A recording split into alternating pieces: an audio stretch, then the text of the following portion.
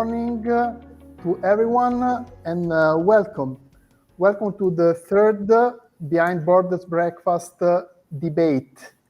And the topic of today is border regions and the European Green Deal, managing the clean energy transition. So this is the topic of today, and my name, less important, is Pietro Celotti, and today I will moderate the discussion between our speakers.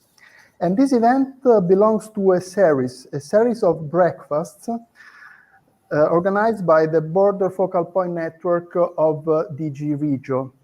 Our last event was organized a couple of months ago, and it was focused on cross-border commuting across European Union, while today we will explore the cross-border dimension of the European Green Deal, and in particular, we'll explore how border regions have been managing the transition towards clean energy.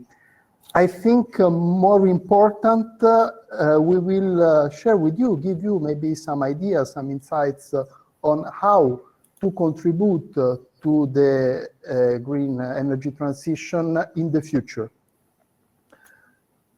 The borders under discussion today are localized in three different EU areas. Geography matters for us, so it's important for us to have clearly in mind that we start with the Upper Rhine region, so between Germany, France, and Switzerland.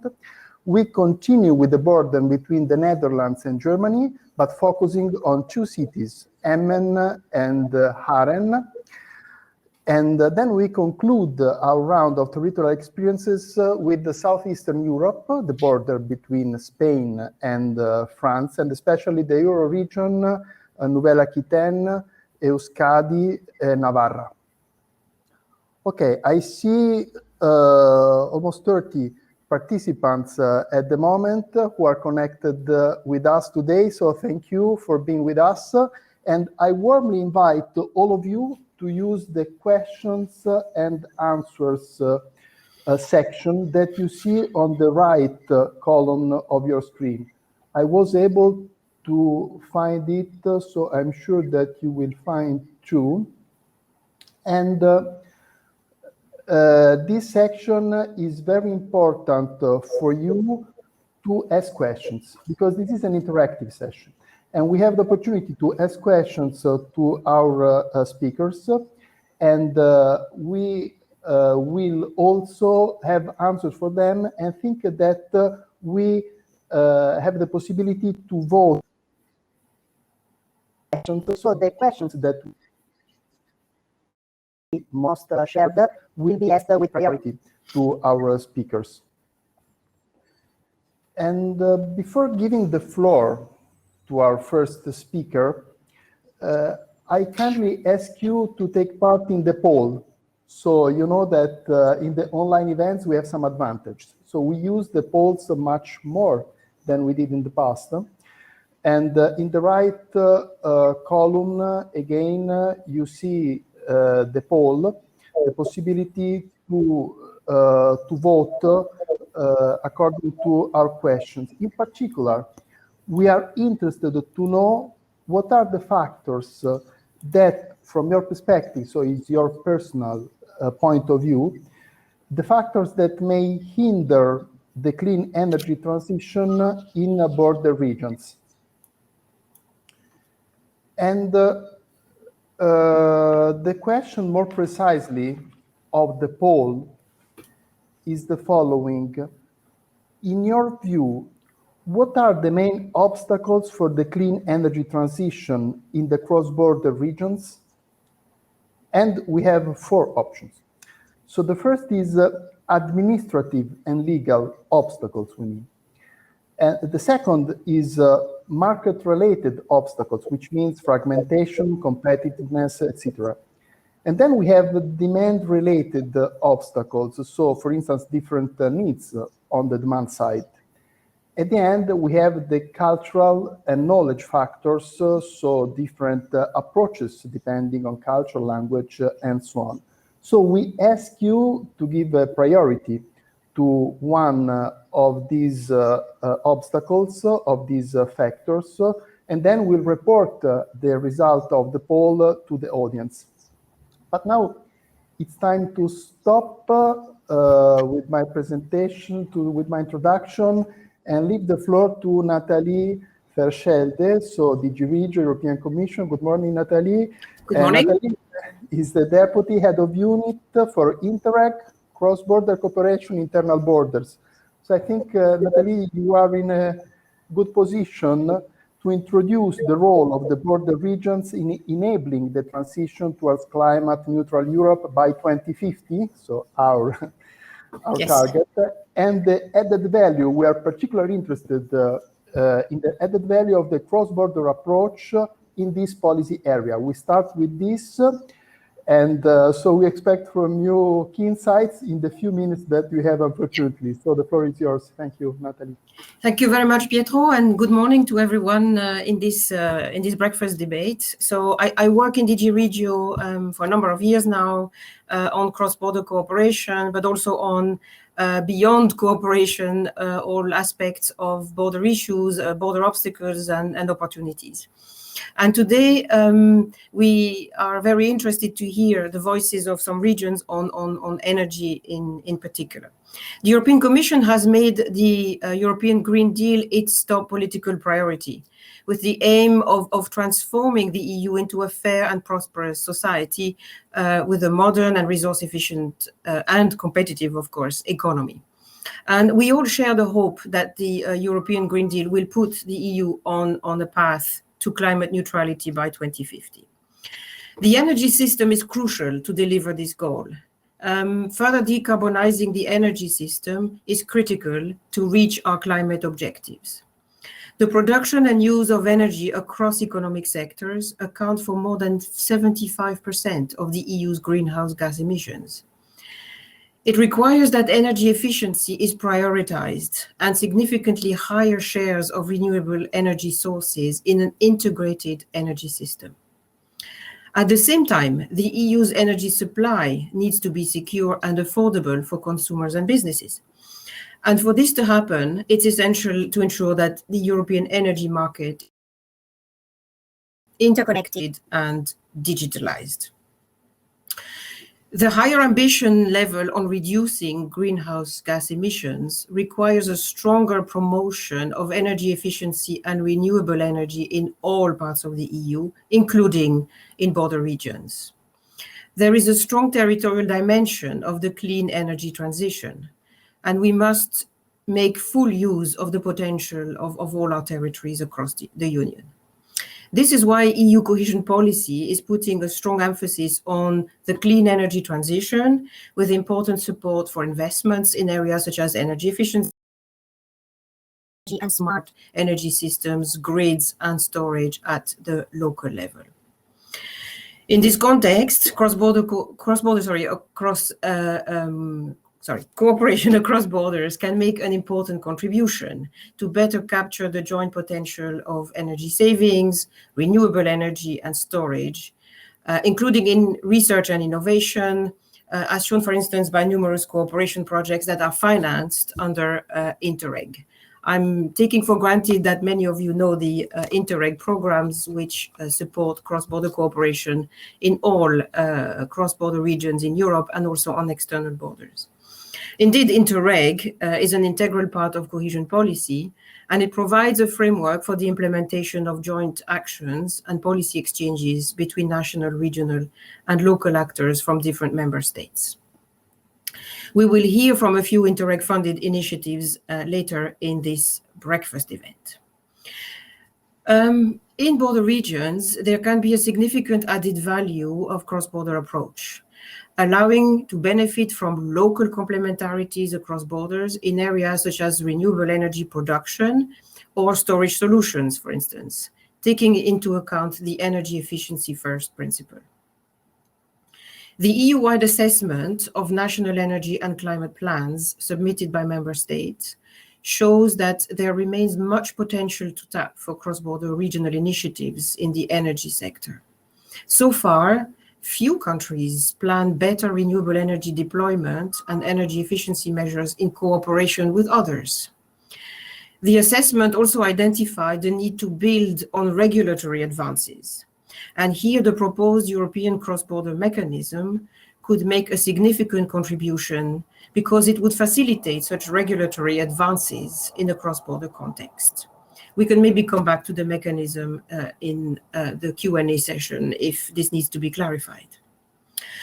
The penetration of renewable energies implies a significant change of paradigm.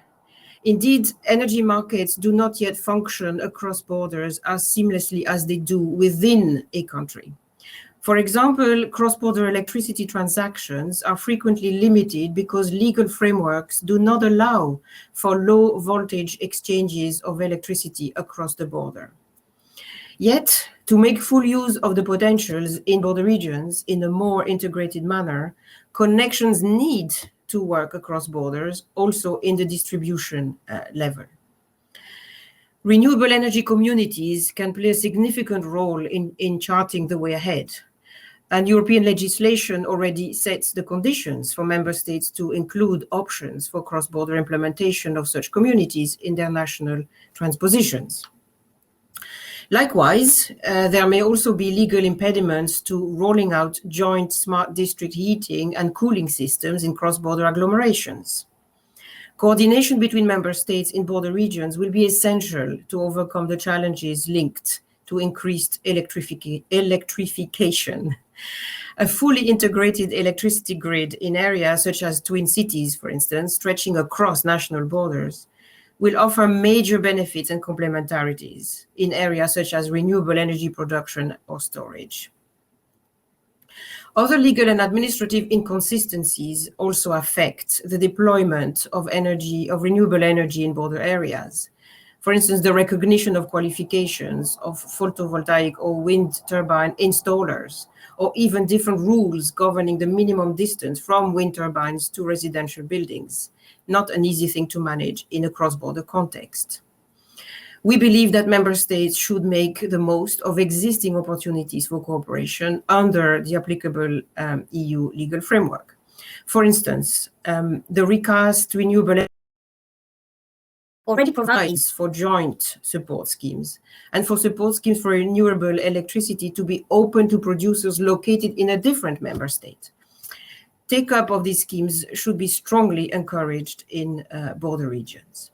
So these are just a few examples of what we face at the moment and the challenges that we all have, member states and regions alike. I'm delighted that we will now hear from of what is already being done in border regions. And I'm looking forward to hearing from our next speakers about their experience in this field, in this regard. Thank you very much for the opportunity, and over to you.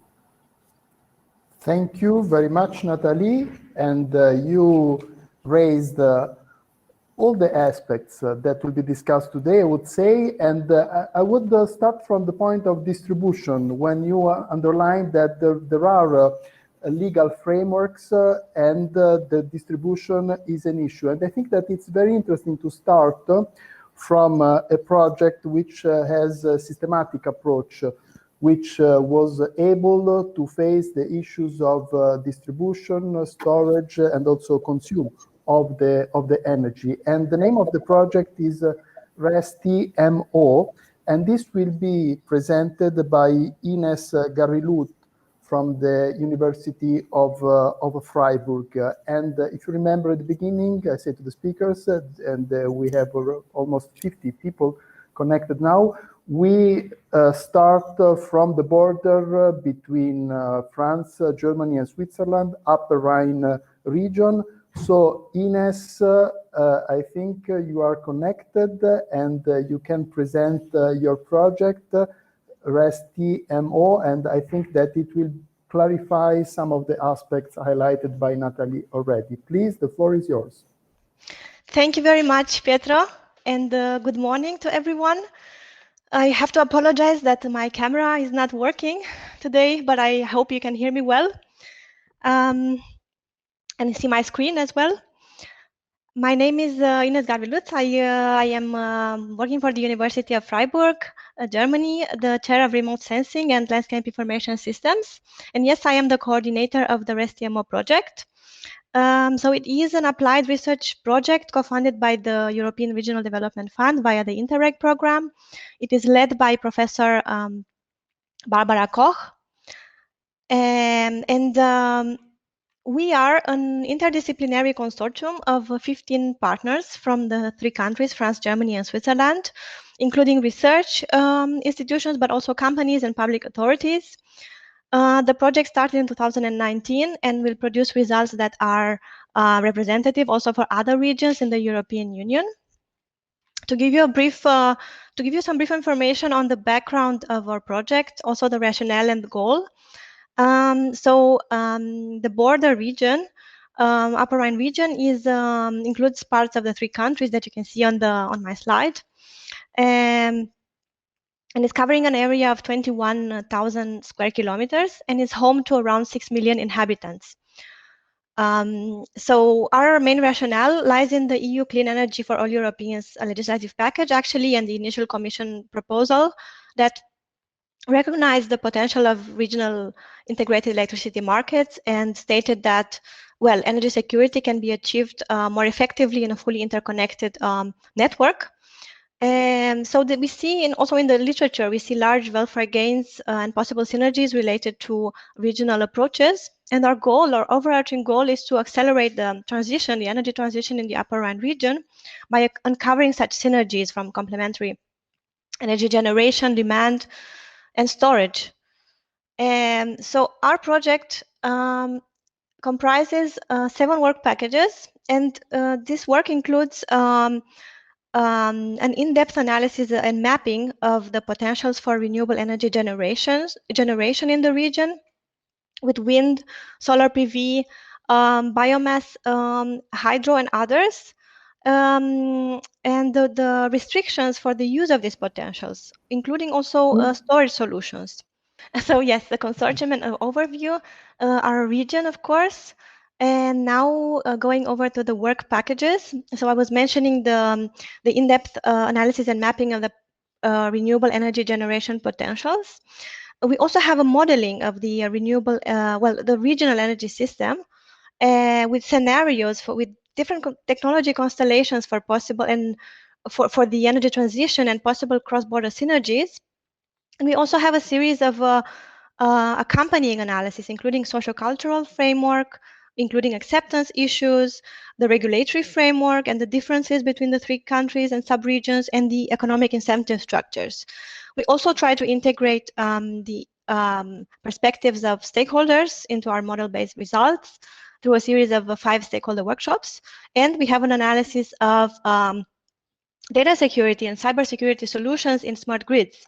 So findings from all these work packages are flowing into our final output, which is a roadmap with policy recommendations and concepts for a renewable-based energy system that is regional and is tapping on regional potentials and these synergies. So the regional concepts that our project is about are, in fact, viable constellations of technologies derived from model-based scenarios, and they're enabling factors, regulatory, economic, and societal.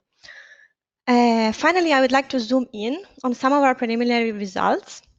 We realized that the technical and economic potential from wind and PV only, that you can see on the right side, is actually much larger than the electricity demand of the region, which was 41 terawatt-hour in 2018.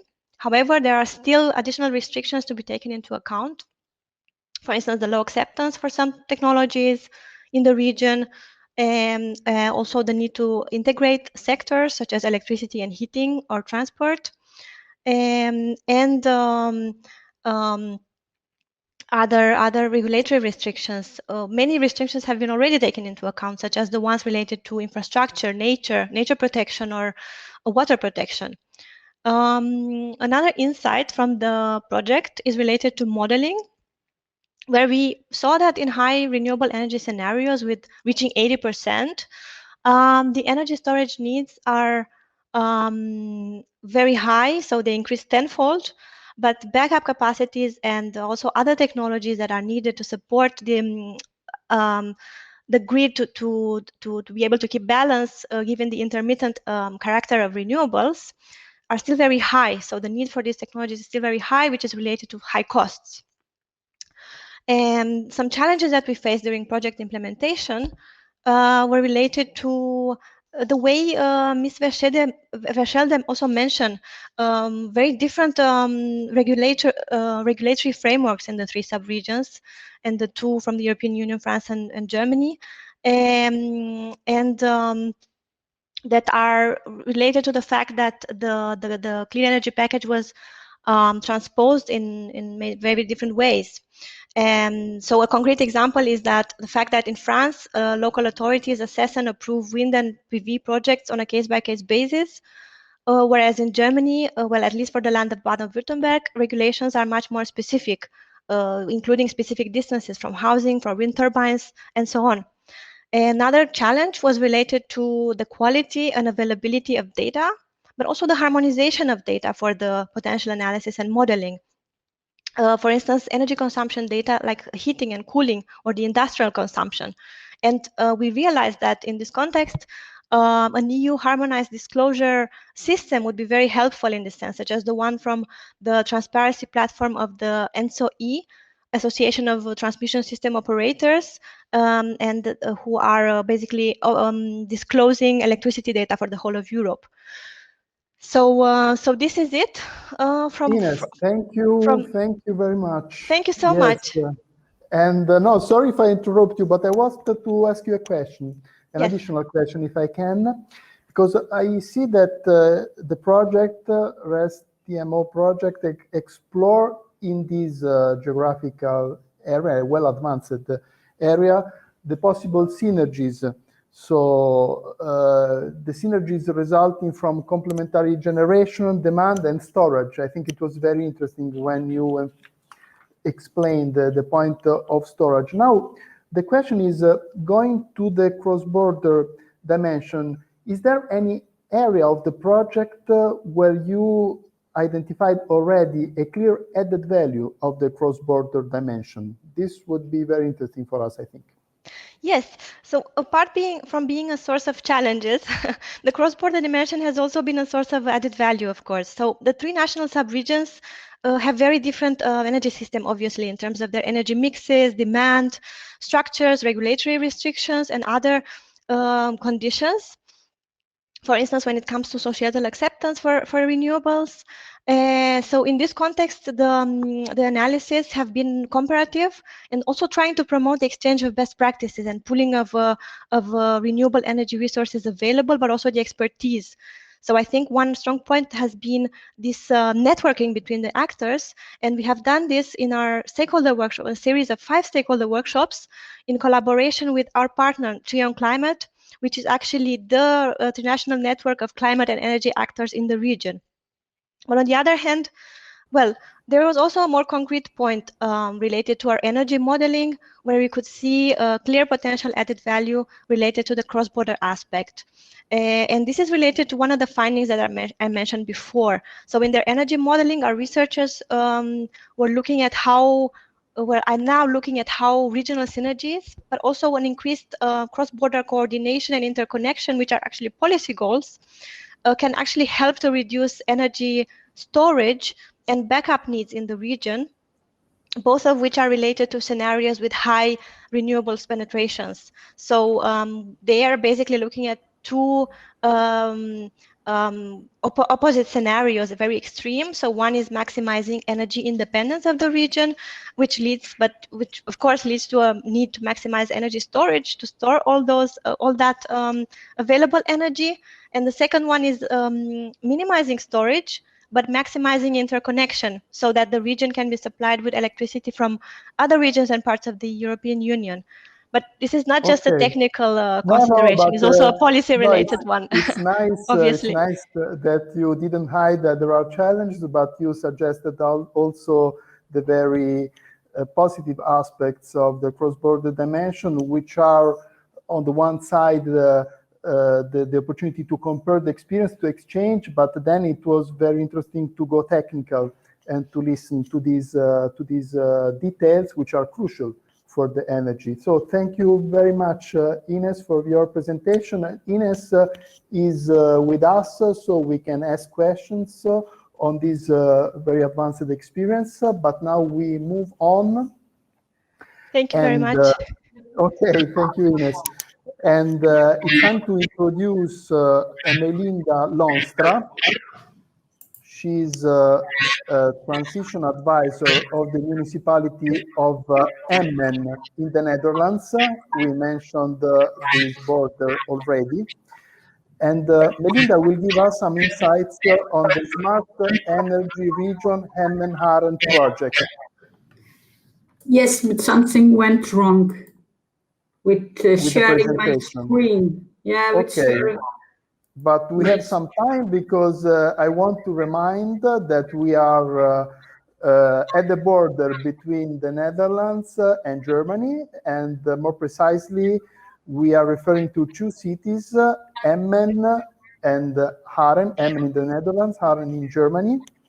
And the two cities have developed a sustainable cross-border energy system. So I think that the experience presented by Melinda of this intermunicipal project, intermunicipal cooperation, could be very relevant for the local authorities participating in our breakfast event. Melinda will explain how the project was born and what are the benefits, more important, brought by the integrated regional energy system to the two cities, to the population of the two cities, to the stakeholders of the two cities. So Melinda, I think everything is fine now with technology. The floor is yours. You can see my screen? Yes, we can. It's fine. Okay. Good morning. My name is Melinda Lonstra-Buzogány. I'm policy advisor at the city of Emmen, and I'm asked to tell you about our cross-border collaboration with the city of Haren in Germany in the context of the project Smart Energy Region Emmen-Haren. I'm coordinator of this project. Smart Energy Region Emmen-Haren is a cross-border project initiated by two neighboring cities at the Dutch-German border. The purpose of the project is to exploit the complementarity of the two cities for the benefit of both of them in reaching their goals concerning energy transition. Emmen and Haren are two cities sharing the same ambition for sustainability. Both cities want to become carbon-free and self-sufficient in renewable energy. Haren produces almost 150% of their entire electric power demand on a renewable way. Emmen, on the other hand, has a huge power demand because of a very large industrial area with heavy chemical industry and greenhouse agriculture, and relatively less production of renewable electric power. The question that arose very quickly in this situation was if Emmen could directly use the surplus of electricity from Haren, and if so, could we use the distribution grid for getting the power across the border? The two cities were somehow pushed to develop this scenario for several reasons. First of all, we tried to stop the increasing cost of the power system. At this moment, there is a serious shortage of transport capacity in both countries because of the increasing production of renewable electric power. Using also the DSO grid for cross-border transport of electric power, the overload of transmission grid could be avoided, and also the need to extend the grid with all the inherent costs of it. We would like also to make possible to use additional renewable energy sources from Haren in Emmen because our large electric power demand. We would like also to provide flexibility for the power grid in different forms, hydrogen conversion, demand side response, or batteries, to let grow a regional market based on power purchase contract between producers and customers. and with this, keeping the economical and financial benefits of the energy transition in the region. This will also contribute to create and maintains public support for energy transition. Oh, sorry, something went wrong. In order to achieve our goals, we developed a regional cross-border approach as part of the solution for the complex process of energy transition. The characteristics of this approach is shown in this slide. We make use in our concept of two innovative elements in this concept: cross-border energy community and cross-border power exchange using medium voltage level, the distribution grid.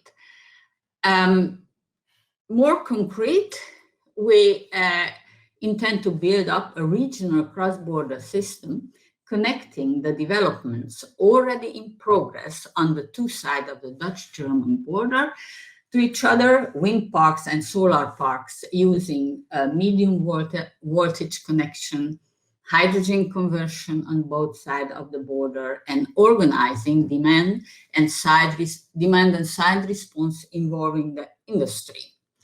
We started this process about 5 years ago, and until 2019, we didn't have any legal basis for our concept. The European Parliament have created the necessary framework by adopting the new directive of the internal electricity market. Article 16 introduces a new legal entity, the citizen energy community, giving it access to the entire power system.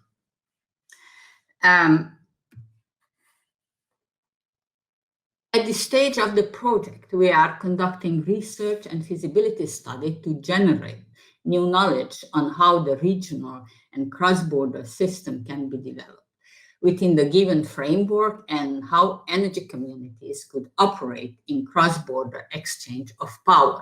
We investigate the technical, financial, and legal possibilities to realize this concept.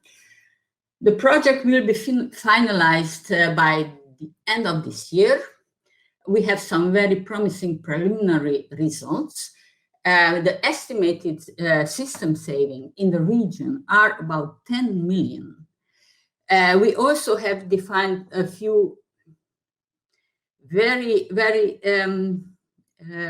important legal challenges, and we have concluded that European framework for a sandbox is needed, because there is no regular possibilities for experimentation in European guidelines, and innovation is needed for a decentral cross-border system. Melinda, can I ask you to conclude? Because this is my conclusion. Yes, if you great. would like more information, please use SEREH.eu. Thank you for your attention. Yes, no, I wanted to come in because your experience shows that if two cities which see complementarities want to cooperate, this is possible today. You are doing this, an integrated energy system. So I think it's a very advanced and very understandable experience, because it happens on the ground between two cities, and I think this can be of great interest for our audience. So a terrible question for you about the future, so sustainability, what to do after the end of the EU. You have plans, do the cities have plans to continue working together or not? Of course. Sorry for being provocative, it's my job. We're working together all 6 years. We don't throw it away all this time. Yes, we hope we can find some legal ways to begin, if not with the whole project, but a part of it, and to make it more concrete. We are now in discussion with our Ministry of Economical Affairs to see how can find a provisory framework to get to work with it. And we base we have promising results to be able to do so.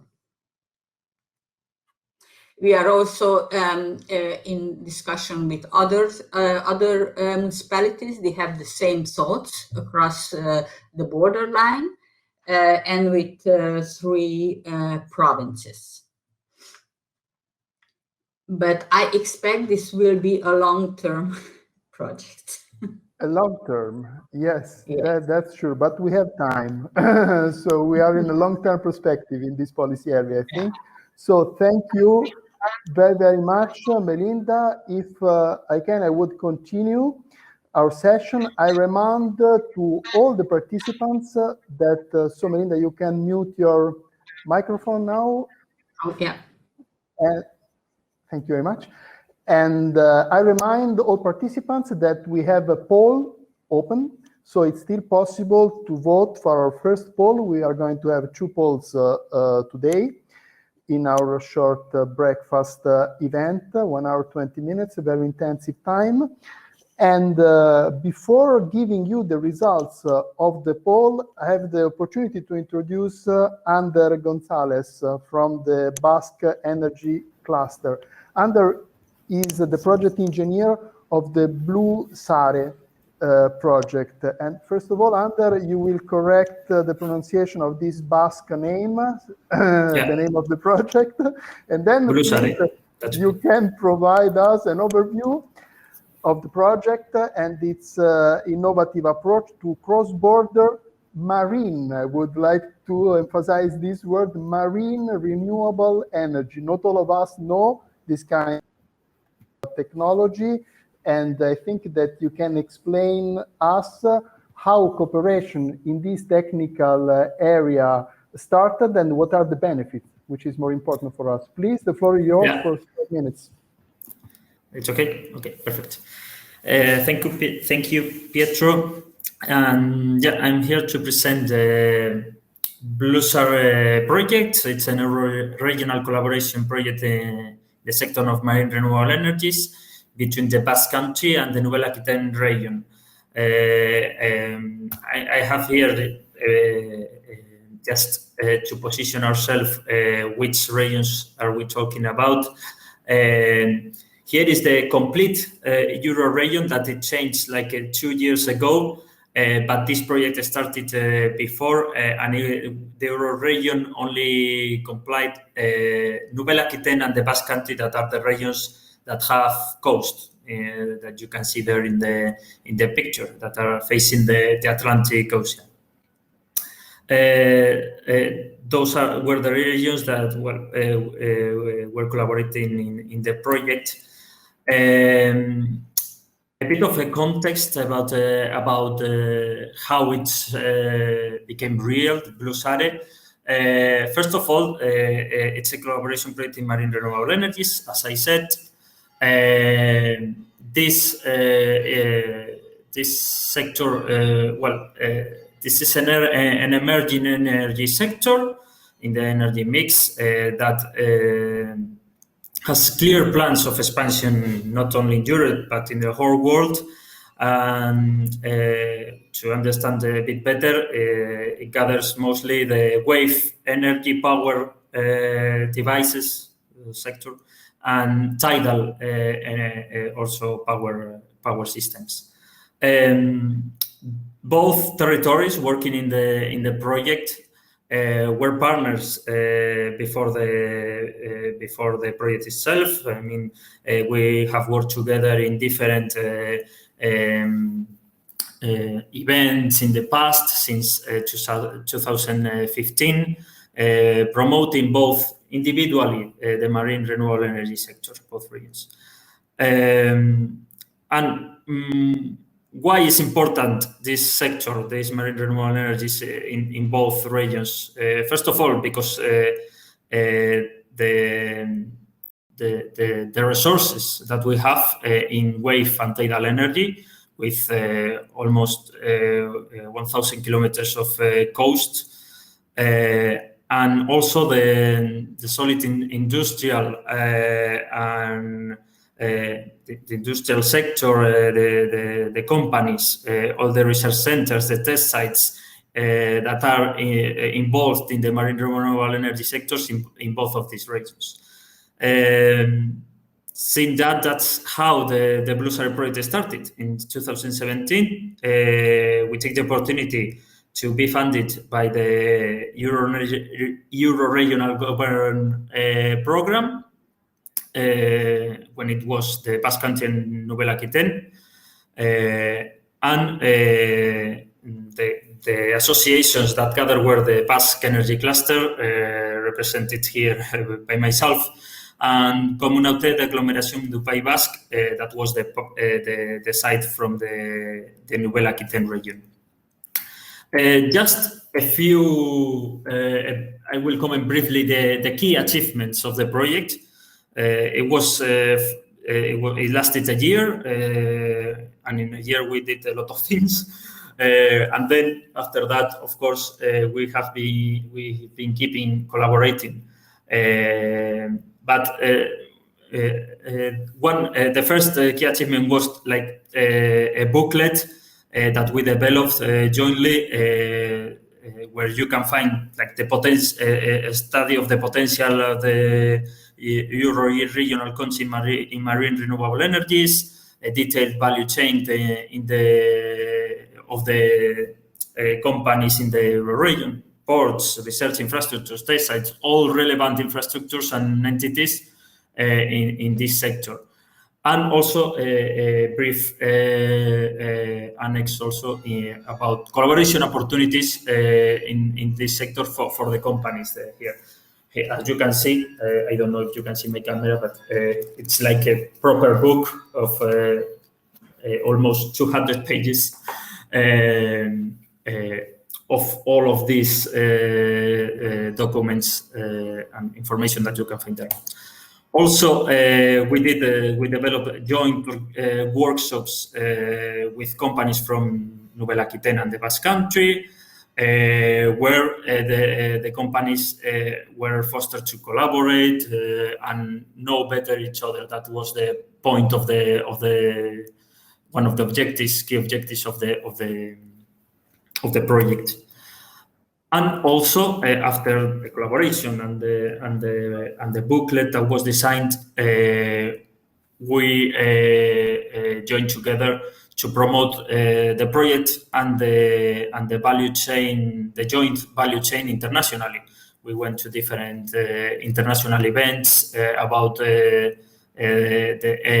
marine renewable energy sector. Anders, sorry if I interrupt you, because I would like to ask you a question you can answer, maybe concluding your presentation. Yeah.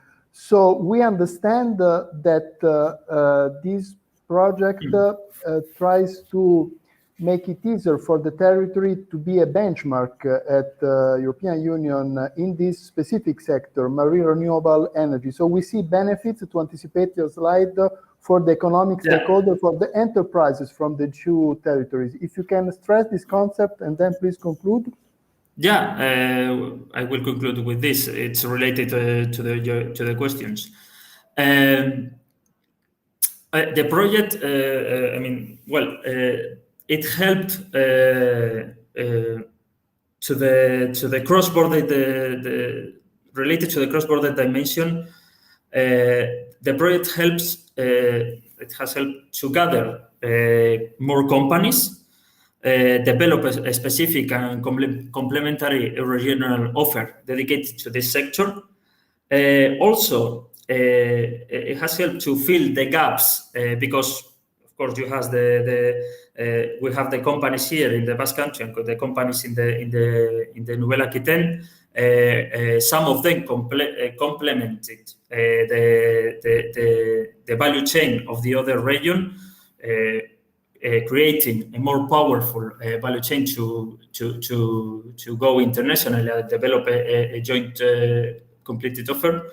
And also, it helps you start new collaborative projects between these companies, research centers, something that it's not easy to conceive just by themselves. That's why I think it's important also to have in these both regions associations or clusters like ourselves that promote and that foster this collaboration and then promote internationally the results of this collaboration. And also, of course, you need the companies to do so. And the companies, the ports, the infrastructures, the research centers, all the value chain is key to have a value chain that targets a specific sector. I think that's... Ander, this okay. is very...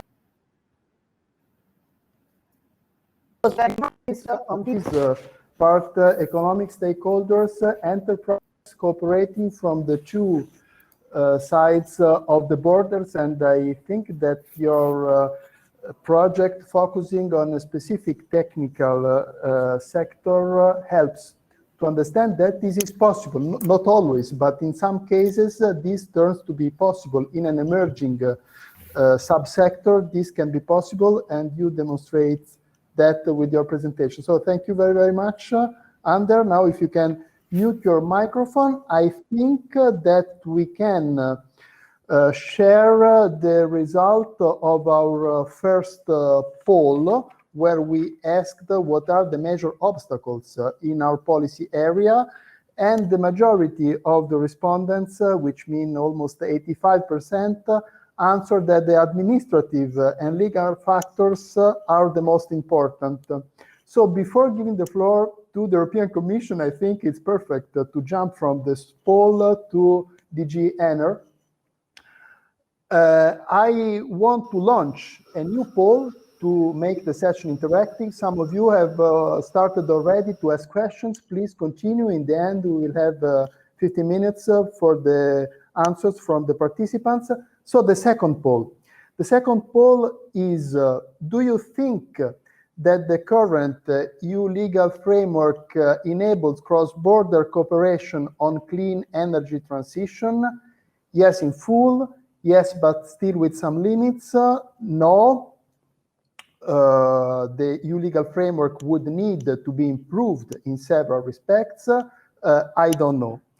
So we had experiences from the ground. Now we go back to the European Commission, but to another DG, so DG ENER, and we have Farah Kissler. She's a policy officer at the Renewable System Integration Policy Unit. So Farah, I think that you can really in understanding the opportunities for border regions in relation to the energy transition and in the current EU legal framework, in the rules that were mentioned in our polls and that are important for the border region to understand at what extent they can cooperate actually. So please, the floor is yours in 5 minutes. Yes, thank you. You have 5 minutes. Thank you, Pietro. I think the poll results and the new poll question are indeed a very good transition to my presentation. I will put it on the screen. I want to share some thoughts about how we try to foster cooperation across member states on renewable energy deployment.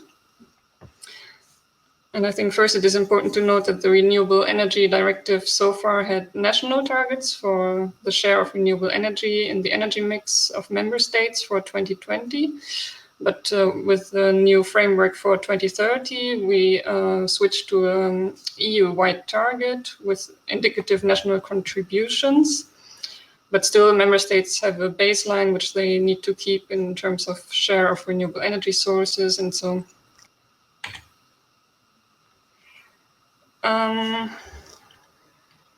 so I was explaining that member states have to reach a certain level of renewable energy in their energy mix. And since member states have different potential, some have a more favorable geographical situation, or some are more densely populated than others, it makes sense to deploy renewable energy where it is most cost efficient and most effective. And therefore, the Renewable Energy Directive has several cooperation mechanisms which facilitates this cooperation across member states to reach the EU-wide target more easily by cooperating. I think we saw from the previous examples of the concrete projects that there's always a logic behind of synergy and complementarity and benefits which are reached through this kind of cooperation. So there are several of these mechanisms in the Renewable Energy Directive. One is, of course, joint projects. We can think of examples like the offshore wind park, which is currently planned between Estonia and Latvia. This is also possible with third countries, by the way. And there's also a possibility foreseen for joint support schemes, which has not been used very actively so far, but it is a possibility.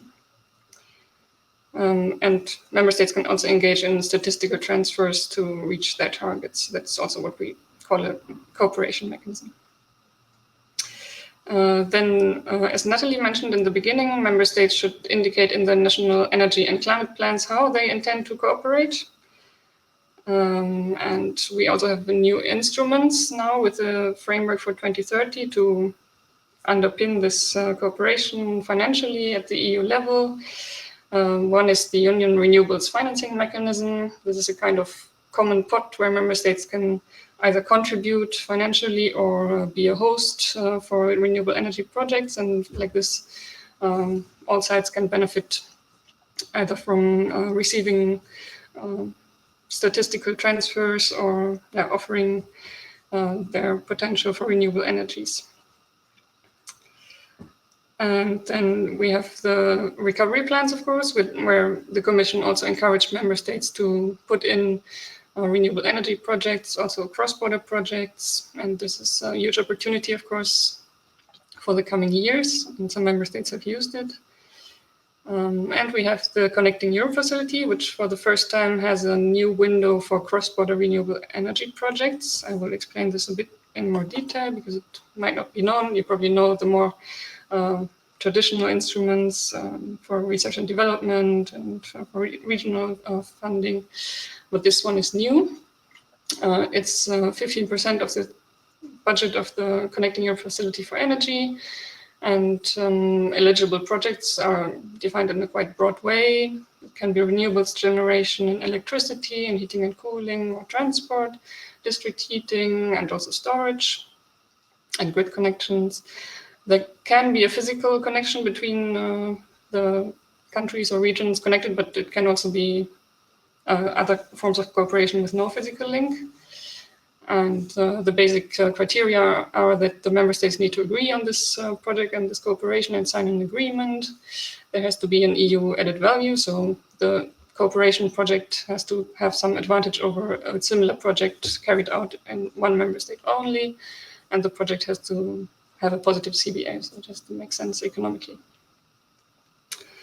And last but not least, I want to mention also the renewable energy communities and citizen electricity energy communities, which was mentioned by Melinda. So these are collective and citizen-led energy actions for generation, for selling, consuming, and sharing energy. And the Renewable Energy Directive of 2018 explicitly states that member states may open these to cross-border participation. So it is a may, it's not a must, but at least it is mentioned explicitly. And currently the transposition of the directive is ongoing, so we hope to see very soon how member states have transposed these provisions in national law. And I will stop here. Thank you, Sarah. And I think that we can comment together the result of the poll. The question was, do you think that the current EU legal framework enables cross-border cooperation on clean energy transition? And the majority of our audience, more than 50%, says yes, but still with some limits. So My question for you was how to encourage the local regional authorities to cooperate in this policy area. I think that our audience encourages the European Commission to continue, because yes, the framework helps, but still with some limits, so should be improved. And maybe in the debate, some more specific points could be raised. Okay, so I think we can start with and I saw from the Q&A section that there are questions asked for our participants. I have to make a choice. For instance, Marianne von der Vorle asked questions to Ines. So I ask Ines if she's with us already. I see Ines, yes. Okay, great. So there are 2 points. One is related to the transposition of EU legislation in France and Germany. So the difficulties of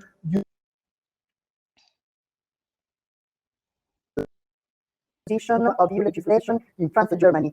And the other question is very specific, because the question of always Marianne van der Worle asking is, do you see additional challenges from regulatory differences with Switzerland? So what about the difference between the European Union and Switzerland? Are there also specific benefits from working with Switzerland in this policy area? So I think that I could leave you speak for 2 hours. Unfortunately, a short insights on these 2 points: transposition of directives in the EU countries and working with a non-EU country. Please. Yes, thank you for the interesting question. I think it's a very relevant question. Indeed, there were challenges. There were many challenges related to the very different ways of transposition of the EU regulations in France and Germany. And I think one key aspect was related to the assessment of regulations and the assessment of restrictions that we needed to conduct in order to have this clear assessment of renewable energy potentials and the mapping of it. So our goal is to show it on a map and show exactly where the potentials are for different renewables. And for instance, in France, since the local authorities are assessing renewable projects of wind and PV on a case-by-case basis, it was difficult to show on the map, so to have this mapping of potential. So what the researchers did, was to take the regulations from Germany, Baden-Württemberg, and apply them for the case of France as well, and Switzerland. This is, of course, a large simplification, but this is the first step where afterwards, the idea is to look at the differences, the key differences between the regulations, and to add a second layer of restrictions specific to the other countries. So first we use the regulations from the German sub-region because they were very clear and very specific, and then the second the second step would be to look more in depth at specific country-specific restrictions for France and Switzerland. And regarding Switzerland, because Switzerland is not obviously part of the EU and not transposing EU provisions, looking into the regulatory framework was also challenging, and there are key differences between Switzerland and France and Germany. But then we also see a lot of common ground, and I mean in terms of goals, in terms of goals, transition goals, they are comparable to the EU ones and to the ones applicable in France and Germany. Yes, so regarding regulation, we would say that, well, our regulatory analysis is still not finished, but so far what we have seen is that the regulations or the restrictions are comparable in the 3 sub-regions, and they can allow us to have a clear and maybe even even a harmonized assessment of renewable energy potentials and the visualization of them with using geographic information systems. So there are differences, but they are not fundamental, I would say. Yes, thank you very much, because this is encouraging. This concerns this border between France and Germany, but also Switzerland. And even if the regulatory analysis is not concluded yet, the points that you shared with us, and thank you for having answered such advanced questions, are encouraging, I would say. So I would continue with another question. I have many, so I have a big choice in this moment. And this question is for all projects, I think, having participated. I'm thinking especially at the municipalities, so Emmen-Haren, at the region, so the Euro region, because the question asked by Carolina Lessa is, and voted by many people, is should local and regional authorities consider that certain obstacles to cooperation in the energy sector can be removed only by involving national players? So how important is the coordination with the national level, the awareness that this sector is regulated, and first of all, the national level? I don't know if Melinda wants to start giving not an answer, but an information of your perspective and especially of your experience. On national level, you can reach result until a certain level, but the problem begins and the difficulty with the fact that the introduction of in the national law of the framework for cross-border participation is not compulsory, and as we see now, Germany doesn't intend to pay too much attention of it. In the Netherlands, we have more possibilities, so we have to work very hard on lobby, so that the German and the Netherlands legislation will be aligned.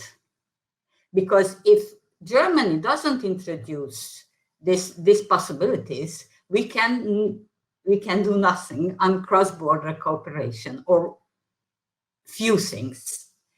So that's one of the challenges that we identified. The other concerns the legislation on electricity. For example, the definition of the transmission net, transmission grid. As it is now, DSOs are forbidden to exchange power across borders. So that's why I said we need some framework for sandbox projects to experiment with possibilities. The other concerns the position of the citizen energy communities, of energy communities. They are mostly not so not very powerful, and they don't have the knowledge that needed to participate fully in the whole energy system, also to transport system. So if they don't get some support, they won't be able to make use of Article 16 of the directive.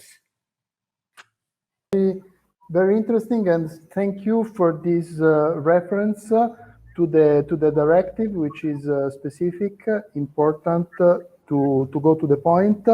I have another very specific question, because you mentioned, okay, first of all, you clarified it takes two to tango, so the both sides are important. Okay, that's clear. So an additional difficulty. Then you mentioned higher attention from the Netherlands than from Germany, right, on this topic. But I have a question from the audience. Dirk Peters, I read the question. Okay, thanks for your encouraging example. And then he reminds us that for the future Euro-Regio Emmen-Haren program, the Netherlands, and especially the Dutch ministry, pretends that cross-border cooperation on energy is illegal in the Netherlands. Can you develop this aspect? Are you aware of this? Do you have restrictions from the Dutch side, or on the contrary, you expect to be able to continue working on the cross-border dimension? I don't know in which context is this statement done, but we have no restriction apart from the fact that the directive is not yet implemented. Okay. There is a concept of the law, but is not yet it hasn't been yet in the parliament. There are also other possibilities on base of how to say based on corporations. As company, you can collaborate across the border. Okay. But you cannot touch the grid. Okay. Probably this was the point. Access. Probably this was the point. The grid activities. Anyway, your experience, as it was commented by Dirk Peters, is encouraging, because in a certain extent you were able to cooperate, and you intend to cooperate. The cooperation between the two cities will continue, and this is encouraging for all of us. And I thank you, Melinda, for the moment. We still have 5 minutes for the questions. There are many. So if you can now mute your microphone, I would like to jump to the champion, the EU champion of the questions, I think. So the most shared question that I see on the screen. And the question is for Ander. You are with us, I see. Yeah. Ander, and the question is, having a cross-border structure, so a GTC, a European Group of Territorial Cooperation, for the people who don't know all our acronyms, in such a project, I mean, in the project that you described, facilitated building a joint vision. This is a statement, but to what extent was it crucial for the development of the project? Did the EGTC help or not so much? The floor is yours for your answer. Thank you. Yeah, I mean, we have here just this organism that is the Euro-regional government that gathers right now Basque Country, Nouvelle-Aquitaine, and Navarra. That, of course, during our project helped basically, but because it was funded by this entity, the project could have taken place without this help, this funding. I think yes, because we have been working without the funding with our partners in Nouvelle-Aquitaine, but the dimension of the project would have been for sure lower. We have probably have done the workshops that we developed, but for example, the book that I saw earlier maybe not so much, or it would have been thinner for sure.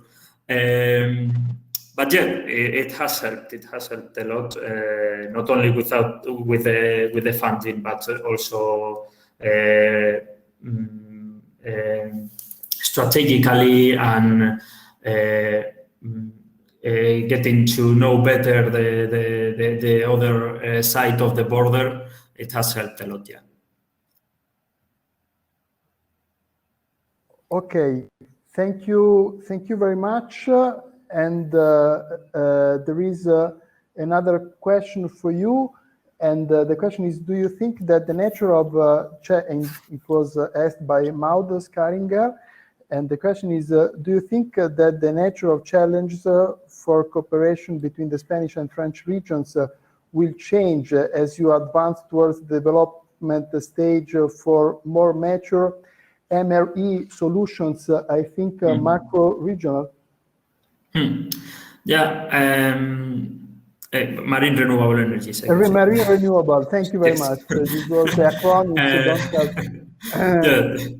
I mean, I think since the collaboration among the companies and the research centers and all the entities began in a time where it's still an emerging market, but it was before also more emerging than now. Since the collaboration was formed in that time, and these collaborators there were competitors in this sector, but as it was an emerging sector, we think that these competitors became along the way in collaborators among them. These strong relationships, I think they will last, if not forever, almost. I mean, because when you begin a path, when you are starting a new business and you want to collaborate with other people to improve your vision and the market, I think that lasts almost forever. So I think it will not change too much in the future, the relationship between the companies. Yeah. Okay, thank you very much for your questions. I ask Farah and Natalie if they want to add something to conclude, to complete the answer to some of our questions. We have a couple of minutes to do this. Vera, you go first. I will conclude after you. Actually, Pietro, you asked me what is needed to get cross-border projects in the renewable energy sector off the ground. I would say, first, of course, yes, you need some to see the benefits on both sides of the border, but then it's also very helpful and encouraging to see examples of others who have taken this path and where it works well. So like today, we have seen 3 examples which are very, very good and encouraging. So thank you all. Pietro, shall I? Yeah? Yeah. Yeah. Okay. Couple of maybe concluding remarks from DG REGIO side. Well, first of all, I'm not an energy specialist, so I learned an awful lot today from the different presentations. 2 elements resonated with me very, very much. And that's probably because we come across them in many different sectors. They are not energy specific.